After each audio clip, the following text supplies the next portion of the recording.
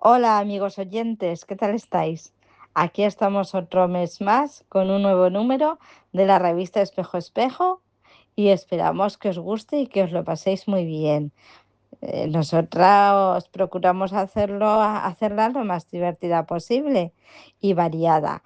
En esta ocasión os vamos a compartir un artículo sobre Venecia. También os vamos a contar cosas sobre Marilyn Monroe y os vamos a compartir un poema. Además, em, os vamos a hablar del coro de la ONCE de Zaragoza que lleva año y medio, hace año y medio que se creó y os vamos a compartir un vídeo que esperamos que os guste. Eso, entre otras muchas cosas, que ya veréis que son todas muy interesantes. Venga, pues sin más dilación, os dejo escuchando la revista. Esperamos que os guste y si es así, que nos lo hagáis saber, que nos hace mucha ilusión y que paséis un verano estupendo. Hasta el mes que viene.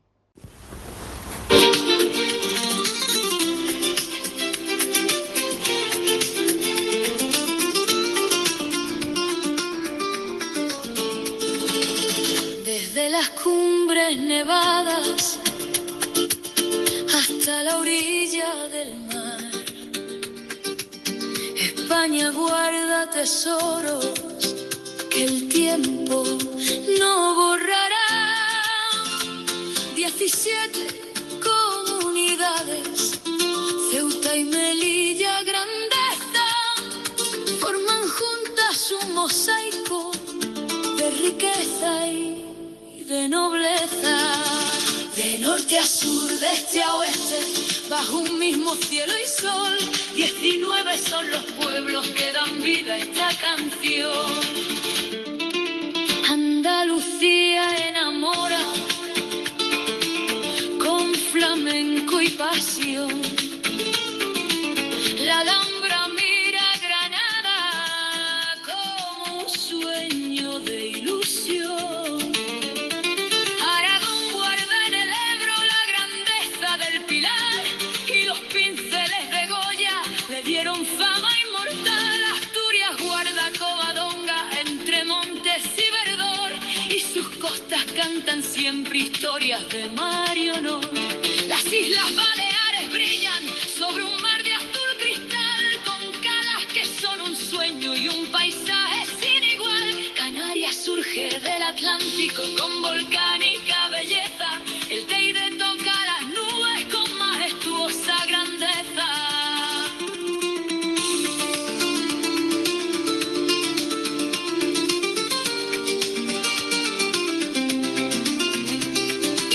Cantabria muestra Altamira, tesoro de la humanidad, y el verde de sus praderas es símbolo de libertad. Castilla-La Mancha recuerda a Don Quijote cabalgar por llanuras infinitas que invitan a imaginar. Castilla y León atesora castillos y tradición, catedrales que levantan la historia de una nación. Cataluña ofrece al mundo la obra genial de Gaudí y la Sagrada Familia busca las nubes subir. La comunidad valenciana celebra las fallas en flor entre naranjos y huertas llenas de vida y color. De norte a sur, de este a oeste, bajo un mismo cielo y sol, 19 son los pueblos que dan vida a esta canción.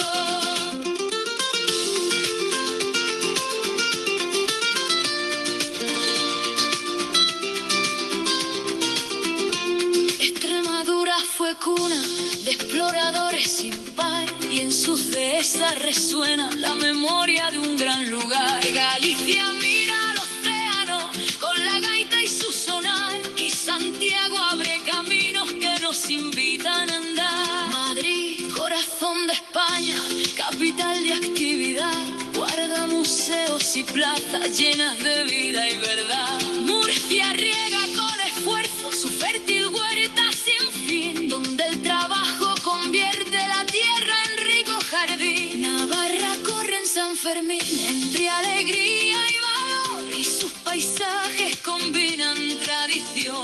esplendor. El País Vasco levanta su industria junto al mar y conserva con orgullo su cultura singular. La Rioja brinda al mundo sus viñedos de prestigio, donde el vino y la cultura han escrito su prodigio. Y junto a las 17 que componen la nación, Ceuta y Melilla mantienen su lugar y su condición. Puertas entre dos orillas, bajo el cielo y bajo el sol, son ciudades que enriquecen la historia de la nación. Y así termina el recorrido por esta tierra plural, un mosaico de riquezas muy difícil de igualar. De norte a sur, de este a oeste, bajo un mismo cielo y sol, 19 son las voces que cantan juntas su canción. Cada tierra es diferente, cada tierra es un valor, y entre todas hacen grande España con su esplendor. Que nunca falte el recuerdo de cuánto nos une hoy. 19 son las tierras, un mismo pueblo, una voz. Canela para la revista Espejo Espejo. En una terraza, en una parada de autobús, en misa o incluso bailando. Las mujeres españolas sacan sus abanicos siempre que hace calor. No hay barreras de edad ni de estatus social. Estamos acostumbradas a abanicarnos desde pequeñas. Y tengo que decir que lo hacemos con cierta gracia, con cierta elegancia. Ah, el abanico, ese precioso objeto tan español. A decir verdad, nunca me había parado a pensar de dónde venía. Así que debo admitir que me decepcioné un poco cuando mi investigación reveló que el abanico no lo habíamos inventado nosotros, los españoles. Los primeros en abanicarse fueron probablemente los egipcios. Esos enormes abanicos que empuñaban los esclavos se llamaban flabellum. Los griegos y los romanos los utilizaban del mismo modo. Y aquí vemos unos abanicos chinos del siglo XV. Son rígidos como el paipai, por ejemplo. Fueron los japoneses quienes empezaron a plegarlos. Cuenta una leyenda japonesa que fue viendo a un murciélago plegar sus alas al posarse cuando a un artesano se le ocurrió aplicar la misma técnica a los abanicos. Los marineros japoneses llevaron los primeros abanicos plegables a Portugal, que los exportó a sus vecinos España e Italia. Fue gracias a la italiana Catalina de Médicis que el abanico llegó a la corte francesa en el siglo XVI. En cuanto a Isabel Farnesio, también italiana, que por cierto se convirtió en reina de España al casarse con Felipe V en 1714, se dice que ella llegó a poseer 1.600. Se le atribuye a Luis XIV la siguiente frase: la corte y el amor son inconcebibles sin la presencia de un abanico. El rey Sol tenía razón. En aquella época, el abanico se había convertido en un medio de comunicación discreto y sensual. En España, el estudio del lenguaje del abanico tiene incluso un nombre: campiología. Por ejemplo, hacer círculos con el abanico cerrado significa cuidado, nos observan. Llevarse el abanico cerrado a los labios significa silencio. Si el abanico roza discretamente el pecho, estoy disponible para ser cortejada. Pero si se abre y se cierra rápidamente, cuidado, estoy comprometida. Y así existen decenas de gestos que desgraciadamente hemos olvidado. Así pues, el abanico es un objeto complejo. La tela o el papel se llama país o paisaje. Es objeto de todas las decoraciones posibles, reproducciones de obras de arte o episodios históricos. En la base, para unir todas las varillas, está el clavillo. Las varillas pueden ser de madera, nácar o incluso marfil. Y por último, la protección o guarda. Son las dos varillas gruesas a ambos lados que cierran el abanico y lo protegen. Y aquí tenemos un abanico un poco más pequeño y discreto para el caballero. Sí, también para él. En fin, aunque no es de origen español, seguimos siendo prácticamente los últimos en fabricar abanicos auténticos. Quedan unos 20 talleres artesanales en la Comunidad Valenciana. El precio de estos abanicos hechos a mano es prohibitivo, hasta 10.000 euros. Si compran un abanico por 10 euros, es casi seguro que viene directamente de China. Pero he dejado lo mejor para el final. Escuchen. ¿Oyen ese ruidito sublime? Escuchen otra vez. Ah, todavía una cosa más. Un pequeño consejo de auténtica española. Si quieren acentuar el efecto seductor de este objeto, pongan unas gotas de perfume en el borde del abanico y...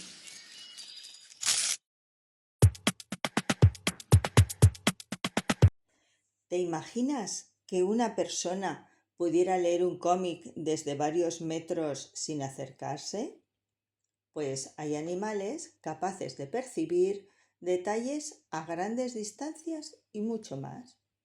En la naturaleza existen auténticos campeones a la hora de localizar cosas lejanas sin necesidad de gafas, lentillas ni revisiones. Para ellos todo está siempre nítido. Las aves rapaces, como el halcón peregrino o el águila real, son expertas en captar lo que sucede muy lejos. Sus ojos funcionan como supertelescopios. Pueden identificar a una presa a más de 1 kilómetro de distancia. Además, cuentan con una estructura especial llamada fobia doble, que les permite concentrarse en 2 puntos distintos al mismo tiempo. Pero no solo las rapaces tienen esta habilidad. Muchas aves migratorias, como los gansos o las grullas, también son maestras en orientarse durante sus viajes larguísimos. Desde el cielo reconocen montañas, ríos y cambios en el terreno, como si llevaran un GPS natural. Cuando llega la noche, otros animales toman el relevo, los especialistas en desenvolverse en la oscuridad. Los búhos, por ejemplo, tienen unos ojos muy grandes en comparación con su cabeza, lo que les permite aprovechar al máximo la poca luz disponible. Además, poseen una capa reflectante que hace rebotar esa luz como si tuvieran un espejo mágico. Gracias a eso pueden detectar el más mínimo movimiento, incluso cuando todo parece estar a oscuras. Los gatos, los zorros y algunos murciélagos también aumentan con este truco nocturno, lo que los convierte en auténticos ninjas silenciosos. Así que ya lo sabes, algunos animales tienen una capacidad increíble para captar lo que ocurre a su alrededor, incluso a grandes distancias o en plena noche. Grabado para la revista Espejo Espejo por Montse Pina.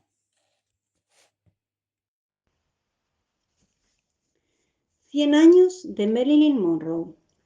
El 1 de junio de 1926, hace justo 100 años, nació en Los Ángeles Norma Jean Baker, conocida como Marilyn Monroe, actriz, cantante y modelo. Fue uno de los mitos de la historia del cine, pero aquí sí podemos decir que no es oro todo lo que reluce. Tuvo una infancia muy dura en la que no conoció a su padre y su madre, que sufría esquizofrenia, tuvo que ser internada en un sanatorio. Esto hizo que la niña pasara su infancia y parte de su adolescencia entre orfanatos y casas de acogida, en las que sufrió malos tratos e incluso abusos sexuales. A los 16 años se empleó en una fábrica de aviones, donde conoció al que sería su primer marido, con el que estuvo casada durante 4 años. A los 20 años la descubrió un fotógrafo de modas y así empezó a realizar campañas publicitarias como modelo, al mismo tiempo que estudiaba interpretación y acudía a cursos de literatura. Compaginaba su trabajo de modelo con el de actriz, apareciendo en pequeños papeles, hasta que poco a poco iba apareciendo en películas de cierta importancia, dando el paso de ser modelo de calendario o portada del primer número de la revista Playboy, que no es cualquier cosa, hasta convertirse en estrella de la comedia en películas como Los caballeros las prefieren rubias, Cómo casarse con un millonario o La tentación vive arriba. Pero a pesar de sus éxitos se sentía presionada y menospreciada por la industria cinematográfica. Comenzó a comportarse de forma problemática durante los rodajes y a sufrir depresiones que la obligaban a tomarse descansos en clínicas. Sus relaciones sentimentales tampoco la ayudaron mucho. Su segundo matrimonio con Joey DiMaggio duró apenas unos meses, a pesar de que ella dijo que había sido el amor de su vida. Y su tercer marido fue Arthur Miller, con quien tampoco compaginó su vida. Además, tuvo distintos amantes, en los que no encontró el amor. De todos es bien sabido los hermanos Kennedy. En agosto de 1962, a los 36 años, apareció muerta en su casa. Oficialmente murió a causa de la ingesta de barbitúricos y se determinó como un probable suicidio. El misterio de su muerte ha contribuido a convertir en un mito mayor, el de una mujer a la que le costó soportar el peso de la fama, que se sentía frustrada y que no consiguió ser considerada de forma distinta a la imagen que se creó de ella. Grabado por Dori Oliete para la revista Espejo Espejo. Del libro de Luis Rosales, La casa encendida, a imitación de prólogo. Son las 11 de la mañana. Me encuentro solo en la cascada del Parque del Oeste. Hace un hermoso día de sol primaveral y un aire fresco aleteante. Alguien podría cantar y la carne y el alma se encuentran vegetalmente en primavera. Están viviendo íntegramente lo que ven. Quizás ser hombre es lo más inmediato, es lo más fácil. Como diría Jorge Guillén, el mundo está bien hecho. ¿Quién pudiera decir lo mismo de la sociedad, de las costumbres, de la baratillería de la política? Hay un humo de tren innecesario que se pierde a lo lejos. Hay una viejecita de madera que duerme bajo el sol y unas niñas que juegan como escribiéndose en el aire. Todo vive aquí naturalmente, o quizá todo descansa por un instante solo de vivir. Todo está restallándose porque lo quiere Dios en la alegría. Yo he salido para pensar unas palabras que debo entregar escritas hoy a las 5 de la tarde. No las quiero pensar, quiero decir una cosa tan solo, que creo en la poesía, y lo diré, y lo seguiré diciendo siempre delante de esta hierba, delante de estos niños, sabiendo que la palabra con que lo digo es solo una impalpable y adherente traducción de ceniza. Y sé también que lo que quede de esta hora, si es que algo queda, en la ceniza de mis palabras, será también poesía. Vivir es ver volver. El tiempo pasa, las cosas que quisimos son caedizas, fugitivas, se van. Y eso es morir, borrarse de sí mismo, borrarse dentro de sí mismo y sentir que se nos van desvaneciendo, que se nos van secando poco a poco aquellas cosas que nos hacen el alma, aquellos seres que hemos amado un día y a los cuales debemos lo que somos. Pero vivir es ver volver.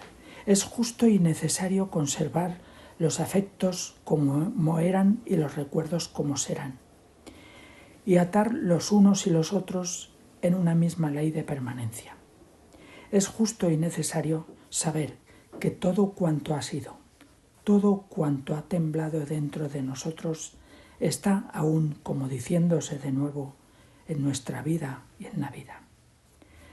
Y en este esfuerzo humano para recuperar el tiempo vivo y conservar en nuestra alma un equilibrio de esperanzas ya convertidas en recuerdos y de recuerdos ya convertidos en esperanzas, por mantener, como se pueda, esa memoria del vivir, ese legado que es la unidad de nuestra vida personal, la poesía, y solamente la poesía, sigue diciendo su palabra, sigue teniendo su palabra.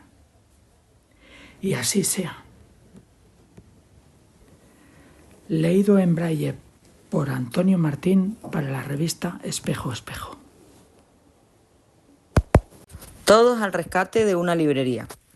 El pasado 1 de mayo, la librería más antigua de España y la quinta de Europa, Hijos de Santiago Rodríguez S.A., publicaba en su cuenta de Instagram una triste noticia.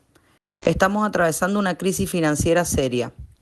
Hemos abierto un proceso de concurso de acreedores y necesitamos recaudar 60.000 euros para cubrir nuestras deudas más urgentes y garantizar que esta historia pueda continuar.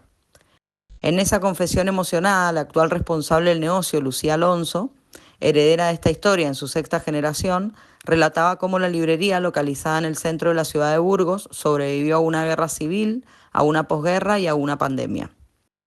El llamamiento tuvo un efecto inmediato en redes, pero pocos días después contó además con un apoyo fundamental, Televisión Española.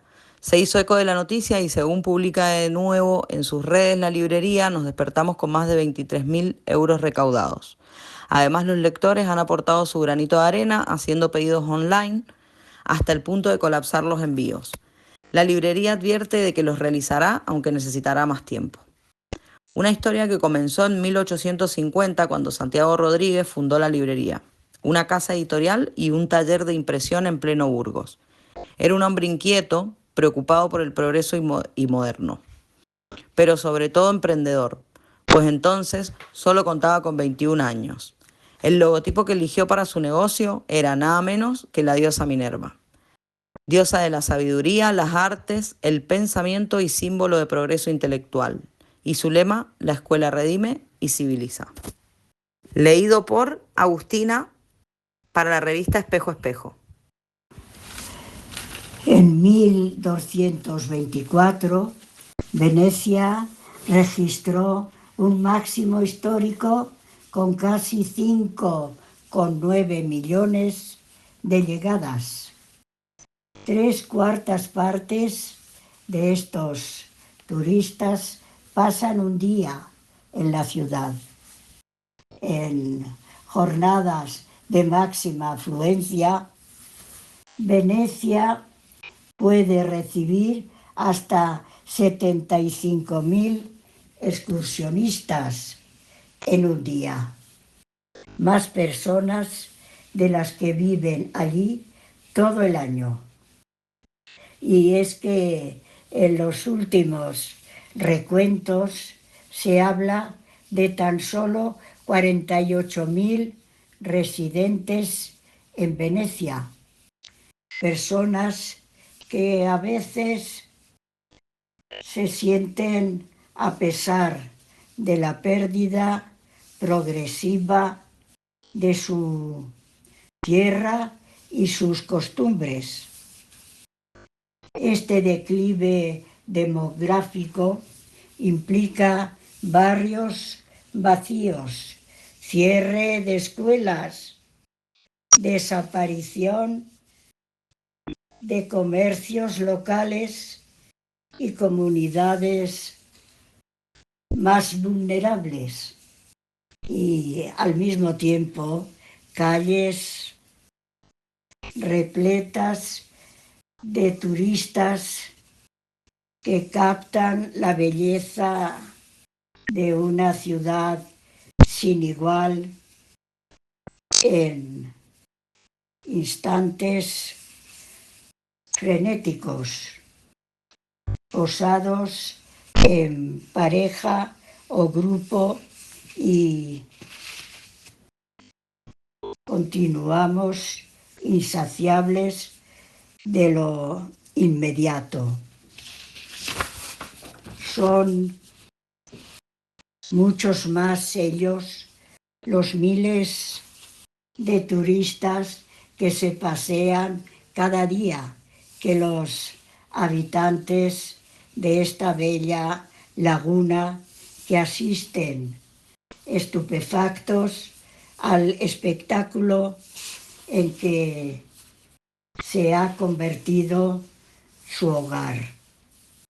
La cuestión no es nueva, pero en los últimos años ha adquirido un tono urgente.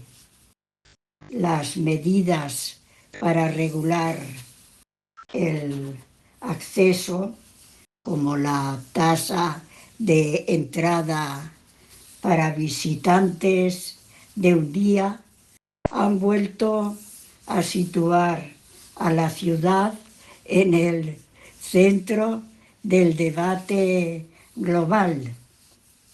No se trata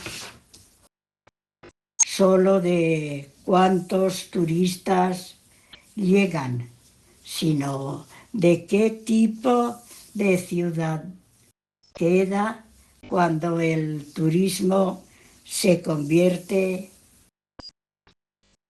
en su principal razón de ser. La ciudad como escenario. El término ciudad-museo se utiliza a menudo como advertencia. Describe lugares donde el patrimonio sigue en pie, pero la vida que lo sostenía se ha debilitado y emplazado. No es que desaparezcan los edificios, desaparece lo que ocurría dentro de ellos. La paradoja es evidente. Lo que atrae a millones de personas, la autenticidad, la historia, la sensación de un lugar vivido,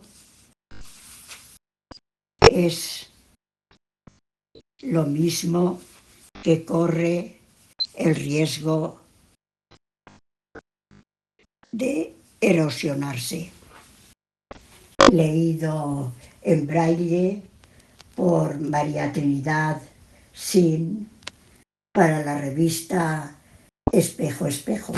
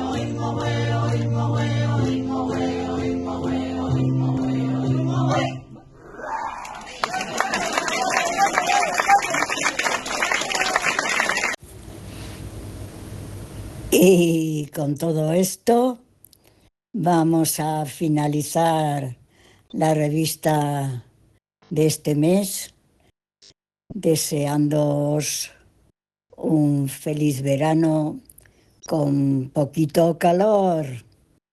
Mira, lo último que hemos añadido es el coro de la 11 aquí en Zaragoza, que lo envía Belén Gracia. Me dice que cuando queramos otra, pues ella tiene varias canciones. Bueno, para empezar, mando esta del libro de la selva. Y al principio va una canción sobre toda España, que esa la envía Monse Canela, que me parece que no me quedó demasiado bien el nombre de esta corresponsal, digamos.